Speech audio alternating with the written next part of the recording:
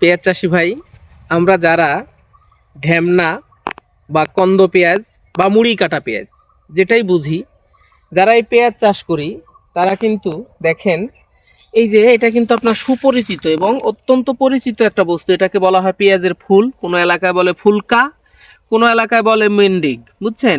এই বিষয়গুলা আমরা কিন্তু অত্যন্ত সুস্বাদু একটা খাবার হিসাবে আমরা একে চিনি। বাজারে অনেক সময় আর ভালো মূল্যও থাকে।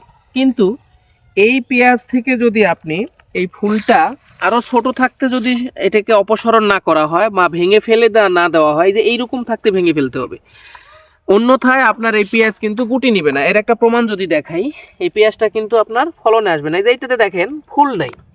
এর যদি আপনাকে গোড়াটা দেখাই, দেখেন মাশাল্লাহ কত সুন্দর পেঁয়াজ। এইখানে দেখেন এইটাতে আবার ফুল আছে, দুইটা গাছই কিন্তু ওর সাইতে জিন্দা, তারপরে দেখেন গোড়ায় কিন্তু কোনো পেঁয়াজ নেই, দেখছেন? তাহলে এই ফুলটাকে আমাদেরকে রাখা যাবে না। যদি আপনি পেঁয়াজ চাষ করেন তাহলে রাখা যাবে না। আবার যদি পেঁয়াজ থেকে বীজের জন্য আপনি রোপণ করে থাকেন, এই ফুলে কিন্তু আবার হাত দেওয়া যাবে না। তাই আমরা অবশ্যই এই দুইটা বিষয় লক্ষণ করে সবসময় দুইটাকে লক্ষণীয় বিষয় হিসাবে আমরা বিবেচনা করব। যদি আমি পেঁয়াজের ফলনের জন্য আমি রোপণ করি তাহলে এই ফুলটা রাখা যাবে না, যত ছোট অবস্থায় সম্ভব একে ভেঙে ফেলে দিতে হবে। আর যদি এটা বীজের জন্য আমি রোপণ করে থাকি তাহলে এটাতে কিন্তু আবার হাত দেওয়া যাবে না, এটার যত্ন নিতে হবে। ধন্যবাদ।